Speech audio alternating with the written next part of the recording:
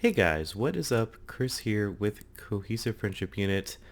I am still thinking about The Last of Us Part 2. I pretty much can't stop thinking about it. This is probably the game I've spent the most time thinking about and internalizing the story and the themes for a video game since either God of War or Red Dead Redemption, which I know isn't that long ago, but hey, it is 2 years ago, so pretty impressive, regardless of how you feel about The Last of Us Part 2. And I wanted to do a spoiler discussion on this game, but unfortunately, I'm the only one in Cohesive Friendship Unit who has actually played the game, so this is going to be a spoiler rant and my personal internalization of The Last of Us Part 2. There's going to be timestamps for you guys to hop around the kind of core categories that I've etched out as things that I want to particularly highlight about this game. And before we get into this possibly long, hopefully cohesive rant, uh, check out my Last of Us Part 2 review. It's currently up, and it definitely complements what I'm doing here. I kind of had to dance around a lot of the points that I talked about in my review. This I will be explicitly discussing everything Last of Us Part 2 that immediately came to mind as relevant. And I am not completely opposed to doing a more scripted, complete retrospective of this game. I'll need more time to do it, but let me know down below if that's something that you'd be interested in. I would definitely do like an hour plus long teardown of this game, which I, spoiler alert, think is pretty darn good. But what's a good way to start talking about The Last of Us Part 2 or any video game without talking about the marketing? I think that a lot of people are particularly triggered about the marketing for The Last of Us Part 2. And I mean, the first thing I'll say, and I know, I know, first of all, this happened a long time ago, and it doesn't necessarily help things, but Metal Gear Solid 2 was a much more egregious version of The Last of Us Part 2, where in that marketing they only showed the tanker segment, which was maybe 2 hours of total gameplay, where you played as Solid Snake, and the entire rest of the game you played as Raiden, and that was not mentioned at all in the marketing for Metal Gear Solid 2. People hated it at the time, and now people kind of praise it.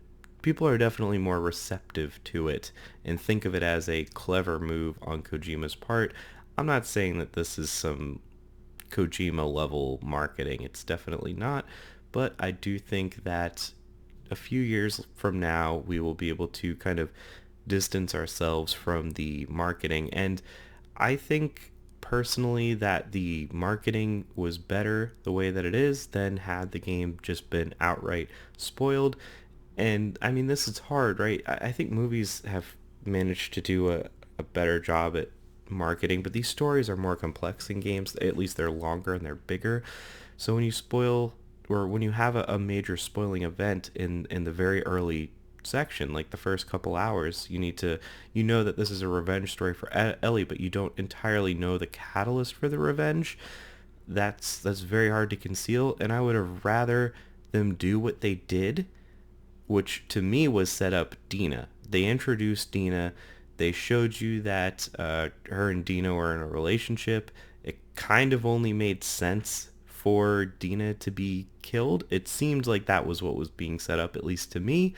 And I think that was better to have that kind of setup. And in your mind, you can think of, oh, I hope they kind of give us some time to connect with Dina, and then something horrible will happen to her. That sounds weird saying hopefully, and then hopefully something horrible will happen. But then once she's killed, I'll be able to empathize with Ellie and go on this revenge quest.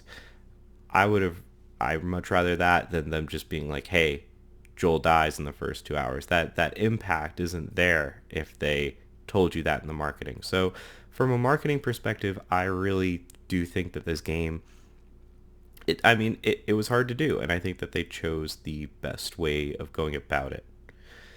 And before we like kind of really start diving into things, this is not the Hollywood Oscar bait sequel that, I mean, honestly, The Last of Us was a kind of best picture game of the year, Oscar bait, game of the year bait game.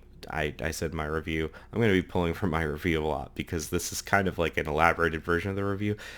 Tim Rogers did like a 3-hour review of The Last of Us 1 and why that game is essentially Game of the Year bait. And not why that's a bad thing, but that it is. And I kind of applauded, and I do applaud Naughty Dog for choosing to not do a Hollywood Oscar bait Game of the Year, whatever you want to call it, video game. Because, right, like, let's just be honest. There is a Last of Us 2 in everyone's head, and I think what everyone would think a AAA developer would do, what any Hollywood studio would do if they were making a movie based on the Last of Us sequel, where, you know, Joel and Ellie are together again, and you're playing as Joel, and you have to, you know, your brother Tommy gives you some quest to, you know, go romp around some more cities in America.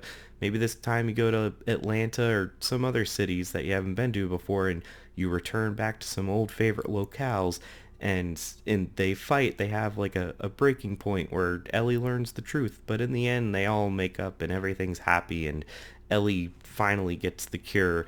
There is that definite, like, very safe but well told happy way of doing it, but that's not The Last of Us. And I respect this, even though it's not perfect. I respect what they tried to do, and I respect the themes they explored instead of what could have been a very safe AAA game. But I'm happy that they went the path that they did for The Last of Us Part 2, and I think that's something that very few AAA games do. This honestly feels like the Majora's Mask and honestly the Wind Waker over what you would expect an Ocarina of Time sequel to be. Ocarina of Time feels like the sequel to A Link to the Past. Majora's Mask is that kind of a plotting different take that I respect at least. And now we can really start just diving into the nitty gritty. So Joel's death. First thing I want to say about Joel's death is, and this is something that I'm going to be talking about a lot. I really like video games when they do things that only video games can do. Specifically, the fact that you're holding a controller and controlling the player's actions. I like when games are able to force you into either an emotion or make you understand something better or perceive something in a different way through the controller. I really like when that happens, and I don't think enough games take advantage of that. And I think that Joel's death really hit hard because of the fact that it was a video game. And I think that it's a good thing that you are mad. Like, that's literally the developer's intention. That is what Neil Druckmann wants. I talked earlier how Ellie's going on a revenge quest. Ellie is on a hate-fueled blind rage to kill as many people as she can. And Joel's death made her that way. And it's designed to make the player that way. And I think it made a lot of players insanely mad. I think it made a lot of players so mad that they straight up quit the game. But I that's what they wanted. They wanted you to be so mad that you just wanted to go take care of everyone. And I think a lot of people, for some weird reason, redirected that rage at the producers and directors of the game. I think the rage was there, but they wanted you to direct it back at the game. Whatever. Joel's death, I don't think it was gruesome enough, personally. You don't get to see Abby do the finishing blow with a golf club, for example, in a game that's, Ellie stabs a pregnant woman in the neck with a knife. So I think it could have been much more gruesome on Joel's end to even fuel the fire a bit more, but I guess clearly we didn't need to fuel it anymore. People were plenty mad. I think that playing as Ellie and being in Ellie's shoes and having played a full 15-hour game as Joel before, it lets you role play the characters that much more. It lets you live in their shoes a bit. So when Joel dies, you see the death of that relationship, that troubled relationship, and you see the death of the character that you played as for a dozen plus hours. So I think it being a video game, that death really did have a much bigger impact than it would have in, say, an episode of Game of Thrones or something. And the producers and directors and writers don't owe the player anything in terms of character, and I'm glad that they didn't feel that way. They didn't feel that they owed people a game starring Joel. I understand why people are upset by that, but they just don't. And I mean, this goes back to the whole Metal Gear Solid 2 thing. I would argue that the Raiden thing worked out, and I would also argue that the Abby thing works out in its own way. Maybe it's not. I mean, it's the same thing. You expect to be doing one thing, and carpet's kind of pulled out from underneath you. Let's talk about current events. This one is weirdly personal, I guess, since Joel is now dead in this spoiler talk. Let's move into Seattle and start talking about current events. So this is just bizarrely curious strike of luck on Naughty Dog's part, right? I mean, there's literally a global pandemic right now, the likes of which hasn't been seen since the very early 20th century, and it's spiraling more and more out of control as time goes on. There is literally a troubling police presence in the United States, and in Seattle in particular, that police force has been at least partially overthrown in a small number of city blocks that has been deemed an autonomous zone. And just to stop right there, like, holy shit, how did Naughty Dog happen to create a game where those exact events are playing out, right? Where they're, I mean, I'll draw the cordyceps infection in The Last of Us 2, coronavirus, obviously. The Seattle is Seattle. The police force are the police force who were controlling the QZ zones in The Last of Us 2. And the autonomous zone, the Chaz in present-day Seattle, mirrors the wolves who ultimately overthrew the QZ forces. And I think there's a few things to just, I don't know, just weirdly reflect on. First of all, just the fact that that happened is worth mentioning. And second of all, it's interesting to me how in both The Last of Us and real life, and I'm not presenting a solution here by any means, but in The Last of Us 2, the wolves are kind of not seen as particularly the best of characters. It seems like there were good intentions in overthrowing in the QZ zone, but then slowly, perhaps unruly characters rose to power, being someone like Isaac, and caused a not necessarily a worse society, but a different one with similar problems and similar human ethics issues, like horrific torture. And that's just interesting because that has also happened in the Seattle Autonomous Zone. I mean, there's recently been violence within the group and people rising to power based purely on the fact that they have power and can strike fear in others. And that's just interesting. Again, there's no solution that I'm presenting for any of this. I just thought it was interesting that when something like this happens and the floor is leveled and someone rises to power, there's the opportunity for power to be seized. I mean, you see time and time again that often the wrong people get that power. It's just something to think about. And then another thing that I think is interesting, kind of all swirling into this current event, right? I mean, I sincerely think that the antagonist of The Last of Us Part 2 is hate, and I'll try to talk about that a bit more. But I mean, there's everyone can have hate for different reasons right now. I'm sure a lot of people do. A lot of people have more hate than they probably did in 2018 for any number of reasons. I'm just gonna mention it because we were talking about it. I was tear gassed on June 1st. I have a lot of hate and just resentment and a lot of like emotions to process, and I think this game's themes of reckoning with punishment / revenge over forgiveness and wanting genuine change and how hard that can be is something that's really worth exploring right now in 2020, and that's part of why I like the game so much in 2020, and I might not have liked it as much in maybe 2018, but I think those themes are really important to explore, and I think Last of Us does a good job at exploring those themes with different perspectives. Next, I want to talk about some interesting character parallels. In general, it's harder.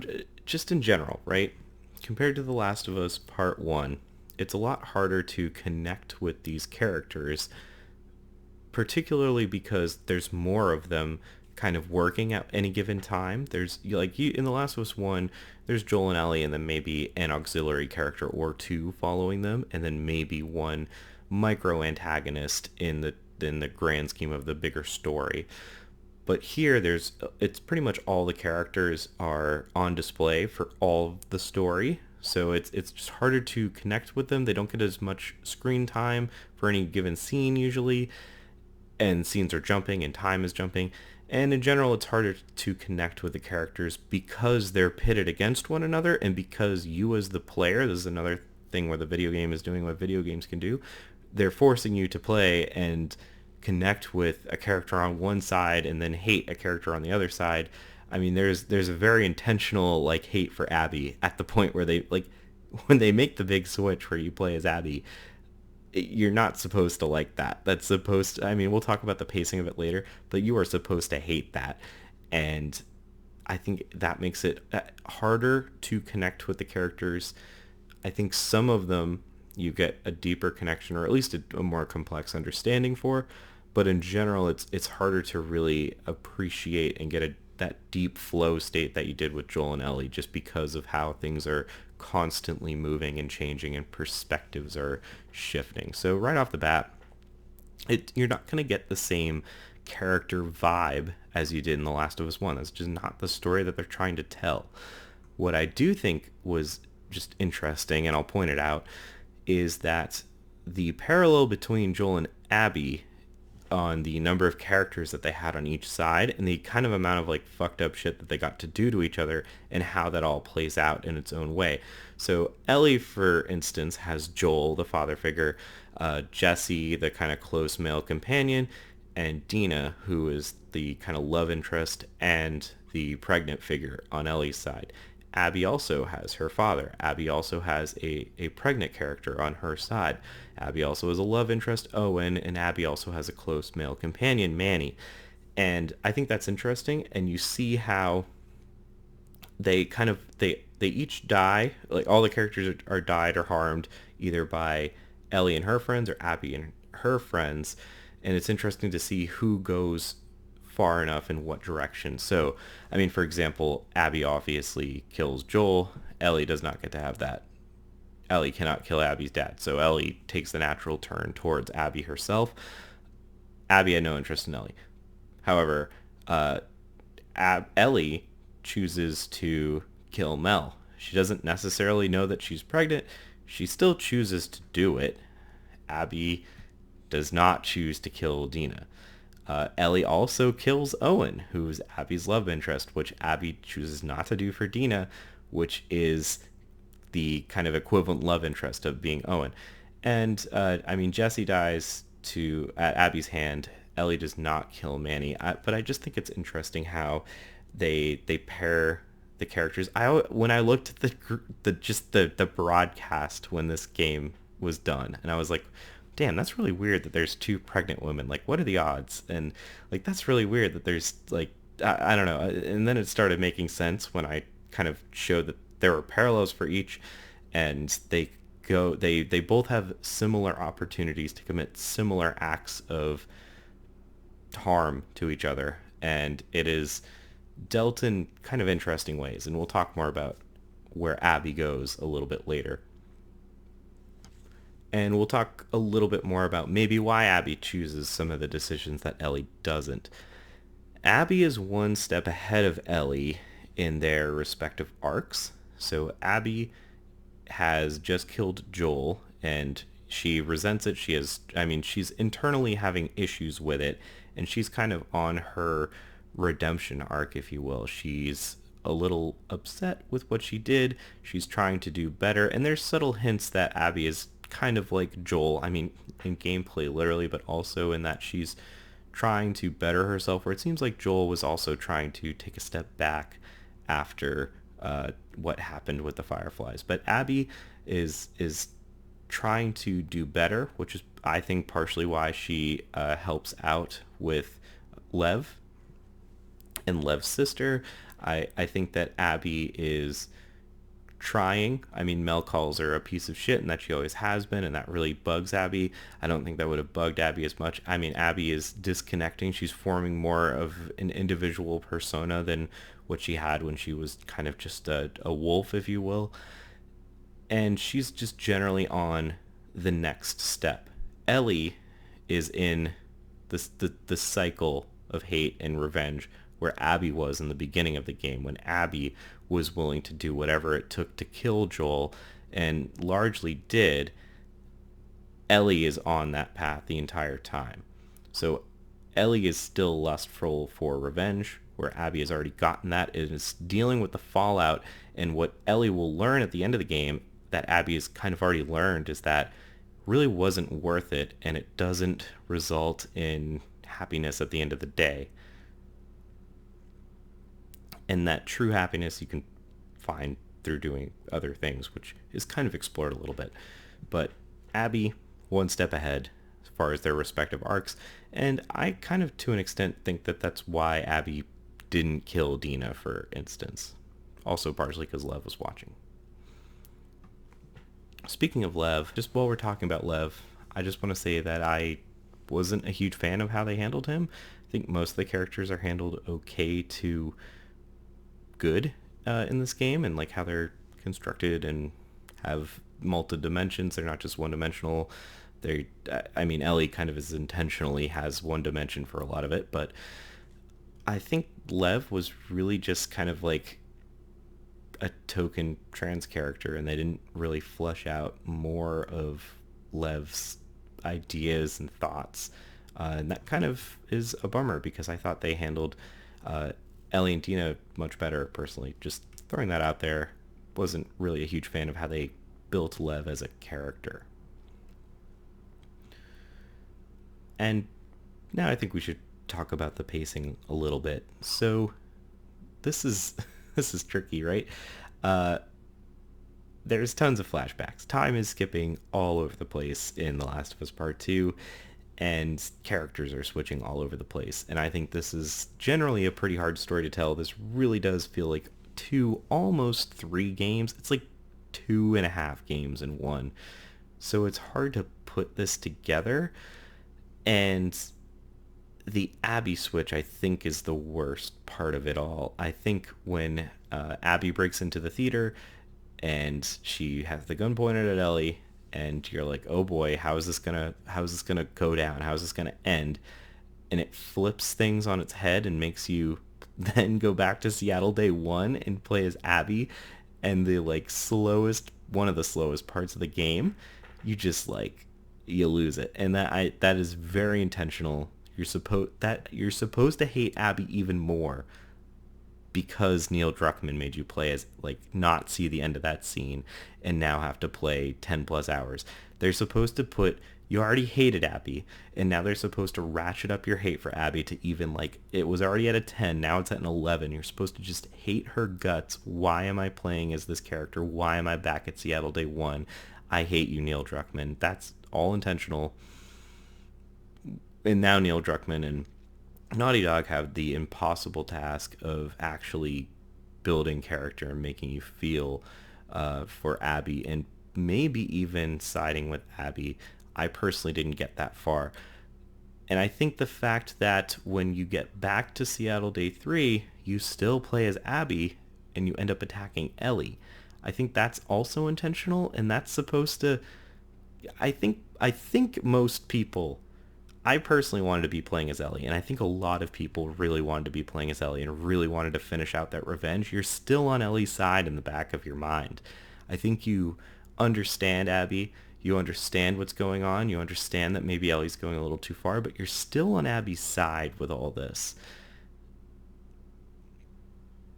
But yeah, when you're at Seattle Day 3 and you're finally back at that scene, you definitely want to be playing as Ellie. And when they make you play as Abby, you're like, no, no, no, no, no, no, no. I understand Abby is now a complex character, and you're saying people's names during The Last of Us 2, like when you kill someone, all, people are people. But I want to be Ellie, and I want to get this revenge. And I think Neil Druckmann and Naughty Dog know that you are not fully on Abby's side still, and I think that's good that they were aware of that. And you're still really mad that you're playing as Abby during this essential revenge moment. This is what the story was building up to, Ellie getting revenge on Abby. So why are you still playing as Abby? And I really like that decision, especially because you do later continue to play as Ellie. I really like how they played that card, even though, yeah, it's infuriating. I think a lot of the moments that I ultimately respect about this game is how infuriating they are on a first playthrough. Like, just how, like, unbelievably mad they make you. I mean, Joel's death, switching to Abby, playing as Abby in the boss fight. I mean, there's very few moments where they kind of like give it to you. Like they're like, yeah, you can have this moment of joy for yourself. They really are like trying to get you in that mindset of hate and anger and rage and revenge. And I think they really pull it off. But in general, I think the pacing of that part, just from a storytelling perspective, could have ratcheted down a different way. I think going from literally the like apex peak of the action of the story. I mean, this is like the end of Act 2 kind of stuff here. This is big.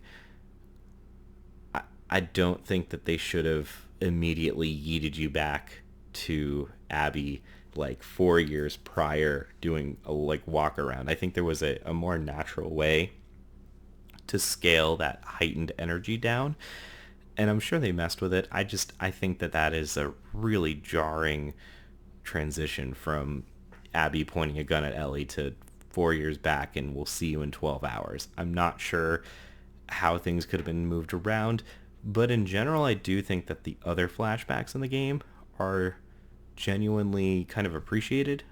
I don't think there's a single one that shouldn't have been in the game.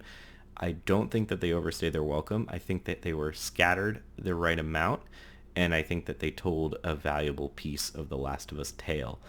And I mean, we'll talk about this at the very end, but all of this time hopping and flashbacking really leads to you kind of needing to play the game a second time to really fully appreciate things. I mean, even little things like Manny saying that you only need three fingers to a soldier in like a one-off conversation, just walking by an NPC, like total nod to Ellie losing two of her fingers and only having three left on that one hand. I don't know, just like little things like that. But plus the time stop skipping around and understanding the context of Ellie having finally brought herself to the point after years of being ready to try to forgive Joel but not having gotten that far. Knowing that context, should it have been told at the beginning of the game? I don't know. I'm sure they played around with it. I think you should play the game again, is pretty much how I feel. Think it's worth at least 2 playthroughs of The Last of Us Part 2. But since we're talking about endings and stuff, let's talk about the fake out endings. First of all, this reminded me immensely of Red Dead Redemption 2 with Arthur Morgan dying and you then playing a huge epilogue as John Marston. I was convinced and mad, which is what they want you to feel this whole damn time, that you were going to be living in that house with Dina and it was going to be some bittersweet happy ending where you have your house and like you talked about when you first arrived in Seattle, you're raising your animals and you have this kid and you're happy with the love of your life and all that crap. Glad it didn't happen. When we were told, when Tommy came in and he said, here's where she is. Here's Abby. Go get her, Ellie. And Ellie declines. I was irate again. I was mad, but like that's what they want you to feel. And the second that like when I saw her packing her bag to go to Santa Barbara, I was elated. I was overjoyed, which I think says a couple of things, right? One, it says I hadn't learned yet. I, like Ellie, was still cursed by the antagonist of this game, which is hate.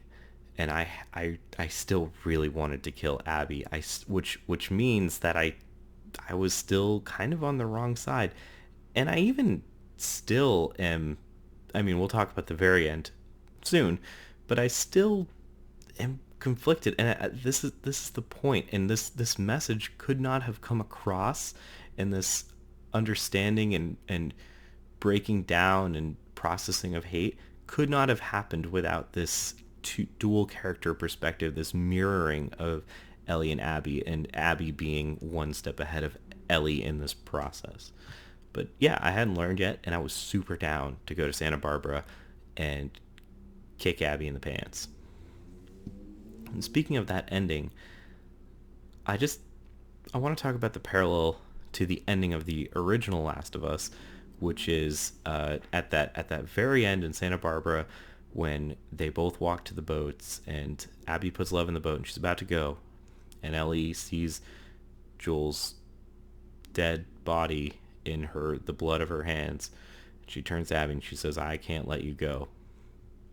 Right now, Abby is Joel from the end of The Last of Us, and protecting Lev, who is Ellie by proxy, an unconscious 14-year-old individual in a boat or on a hospital stretcher, whatever.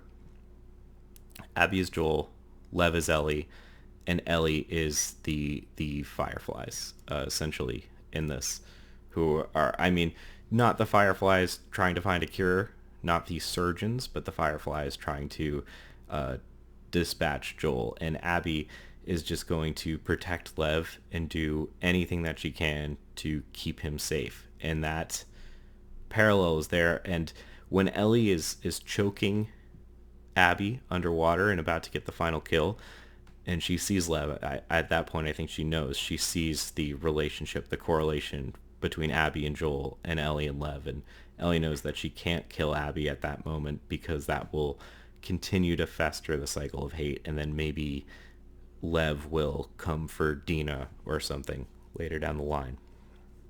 I will say about the ending, I think that there should have been a choice. I think that you should have been able to choose to kill Abby or let Abby live, because I don't really see I think it could have been a choice that you could have let the player make, and both could have been canon, because the character could have just not returned and it wouldn't have been a huge deal. I mean, Santa Barbara to Jackson, and the end result is the same. But I understand why they made Abby live, but the end result would have been the same. Ellie would have still gone back, and Dina would have been gone, and her fingers would have been gone, and it would have been at what cost, right? I do think at the moment that you were drowning Abby that there should have been a choice, though, because that would have it would have forced you to internally process everything that had happened throughout the game. And then the last thing I want to talk about in the very last scene is the guitar part. And I mean, that just made me feel, that just hurt, man. That was a good, when you're playing the guitar, it's kind of goofy. You do the Take On Me cover and you pick it up a few times and you mess around with it in the theater. But you're always kind of plucking around when you're warming up with that song. And when you go try to play it at the end, your fingers aren't there. You're like, wow, this is, I don't know. It hit for me. It showed that this journey of hate wasn't worth it. I mean, it clearly wasn't worth it. Ellie lost everything for what? For nothing. And Abby also lost pretty much everything. But she had, during her redemption kind of phase, learned to try to be better. Ellie's now in that phase, I think, even though she didn't get her revenge. I think she did in a way. She got her closure at any rate. And I guess the loss of the fingers and the playing of the guitar, right? The thing that Joel taught her to do, has this revenge plot completely, or has it severely damaged in the loss of two fingers? Literally, she can play the guitar a little, but she can't fully play it. Has it completely severed or severely destroyed her connection with Joel? Is she even the same person anymore? Does she even know who Joel was? Does she even remember that man? Or does all she remember is that bashed in corpse and her rage to find personal closure? And I don't have the answer to that. Maybe we'll know in The Last of Us Part 3. That's my spoiler talk. That was a long talk. So hopefully someone watches it, someone gets something out of it. Either way, it was therapeutic to talk about. I wish I had a larger discussion around it, but this will have to do. So if you like the video, throw us a like. Let us know down below what you thought. And that's all for me. I will catch you next time.